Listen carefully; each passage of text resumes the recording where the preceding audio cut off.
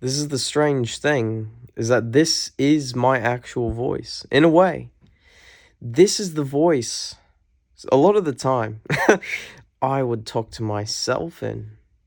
Why would I talk to myself in this voice? What even accent is this? I don't know. It's an amalgamation of English accent and then the colonies. I've watched a lot of content that's Australian throughout the fucking days, throughout the years. I've watched a lot of Australian content. And I tell you what, I've also watched a lot of content from Great Britain. English speaking people there. I've watched a lot of different content, participated in these other cultures as a spectator. And then I also, obviously, partook in the American culture and the American dialect for English. And, this is just how I kind of like to talk. It's kind of the way I enjoy to talk. But for some reason, I seem to think that it's bad in many contexts. And maybe it isn't as optimal as some other way of talking when it comes to how people respond to you. But I think if I talk like this 24/7, it would be just fucking hilarious. It would be really hilarious. I don't know exactly why it'd be hilarious. I just know that it would be hilarious. Undoubtedly hilarious. And I've only been recording for 1 minute 52 seconds. That's crazy to me. For me, time has come to a place where it passes, in a sense, more slowly and more quickly for me. Each moment seems to contain so much more than before as well, which is funny to say because there won't be a before. There's just this that contains ideas of before. That's the truth. That's the truth, is what is actual. Is this thing that you're in, not that you're just in it, that you are, your experience itself, that is an unfolding sort of adventure frozen timepiece where you don't really move at all, but everything happens, and everything happens through you. Everything happens through you. Everything happens as you, but at the same time, it's not you. It's not your true nature. It's not your true face. It is an imagination. Anything but this is an imagination. And you could say this is imagination, but at that point, we're missing the meaning here of imagination. Imagination as a word serves a very nice function when normally used to separate reality. Why would you separate reality when trying to describe it? Reality itself isn't necessarily separate in any way. You could, though, in a sense, say that reality is in a way compartmentalized in the very nature of perception. There can be perceived differences. That's the whole point. There can be perceived differences. Why can there be perceived differences? I ask, Well, that's just what seems to happen, is that you can, as a human being, no matter how awake or unawake you are, you can pretty much in almost any state, but a damn coma or death, you could point out apparent differences in the experience that is occurring to you. Whether those are illusory differences, not real, not the full thing, or whatever, you can point to them. You can point to them. And that is important. If you could perceptually witness something, we're starting to get closer to actuality. What is really happening? What is really here? What is there to really contend with, to deal with? That's the damn question we're in. What should we be doing? What can we see? What are we? Questions that come to us. Or maybe even questions that we don't often think about, but we know are questions for us nonetheless. Somewhere within you, those questions strike a chord. Now you can say that you're beyond that place, or that you're not attached to that place, or you don't care, but the truth remains, as a human being, if that's the experience you're in, anything at all that could even falsely be pointed to and be called human, if you are there, these things will ring in your soul. What is there? What can be done about it? What should be done about it? What can I realistically do about it? These are real questions. And the truth unravels all of them. Because for one, there's not necessarily a will or the lack of will.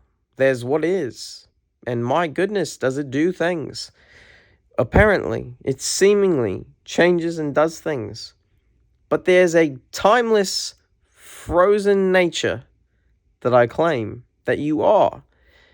If there's to be any consistency between anything, any constancy, maybe even a better word to use there. If there's anything that's constant, anything that's real, I would have to argue, if you have to say something's real, that it's that true instant of real experience that's always there, no matter what. If there is anything at all, there is that thing. And in that way, that thing is epistemically primary. In my opinion, it is epistemically primary. Because we can't get to anything but through that gate. Even if we want to talk about non-experience, death or something, no consciousness, no awareness, no nothing, not even a nothing. That's how nothing this is. That it's so nothing that nothing can't be in it or even close or considered with it. No, you can consider such a thing or non-thing. But the truth is that that always happens in experience. And this right here, what is unfolding, but is fixed in the unfolding. What is fixed in the unfolding is your true face. If you only recognize yourself once deeply, it will change the course of your life forever. Forever. And whether it's a better or worse result on the outside, your experience will improve as a result of seeing your true face. The real question is, can you manage to see your true face? The face of experience itself appearing to occur now. So now that the word now does not exist to your true face. It takes too long. Your true face goes in a way, you could say, approximately you could describe the true face in this way. When the word now is said, there are an infinite number of true faces. An infinite number of true faces. Their own versions of true face. During that one word meant to say what's actually now. No, now is not now. It's not nearly now enough to be now, which is the ironic thing about now. Is it's too damn quick for itself. It's too damn quick for speed. It's too damn quick for time. But it's there. It's you. If there is a you, it could be approximately called this. But the problem is, it can only be approximately called you. Because there isn't necessarily a true you. There is, though, what is. And what is. And to you that are now, in the real now, that's where all the answers lie. Everything else, I tell you in a way, you could accurately say, everything else about anything is a distraction from that, from this. If you're with this truly as your true face expressing itself to itself, with itself, only with itself, if you can see that, that is the answer. But I tell you, many of you might think, okay, I've done this awakening, this practice, that practice, this teacher, that teacher, this technique, this yoga, this meditation, this self-inquiry, this development in other areas to be a better foundation for my spiritual development. It doesn't matter how long you've been doing that. It really doesn't matter at all. It could be 20 years, 50 years, 1 year, 1 instant. If you actually got this, there would be nothing else to get. And nothing else that could be gotten. That's the truth.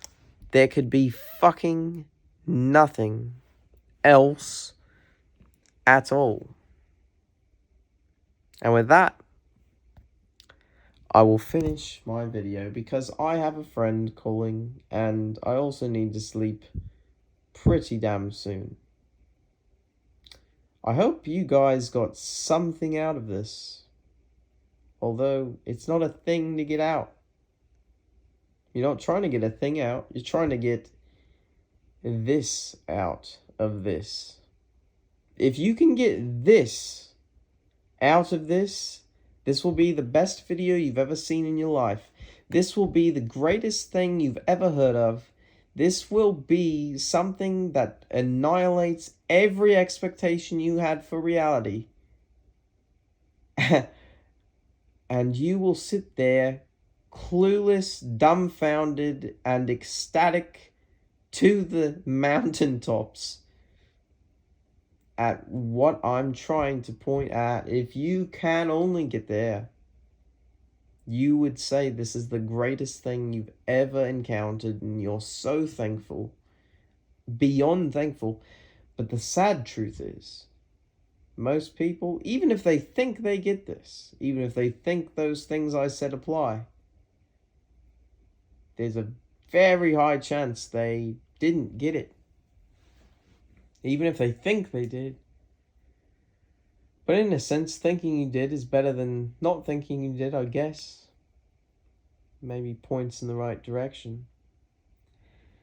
But the truth is,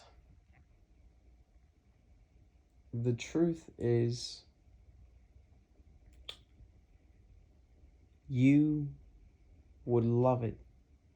You would love it so much. You would cherish the true face, your true face. You would cherish it so much. Your whole heart would burst with love. Your whole experience would burst with love, with elation, happiness, satisfaction, comfort, joy, fulfillment, equanimity. passion, zest, lust. It would encapsulate all of the most ultimate desirable qualities that reality can possibly possess if you really got the true face, and you are the true face, and you see the true face as the true face. You will be flawed. Mark my words. And I hope for someone out there this can work.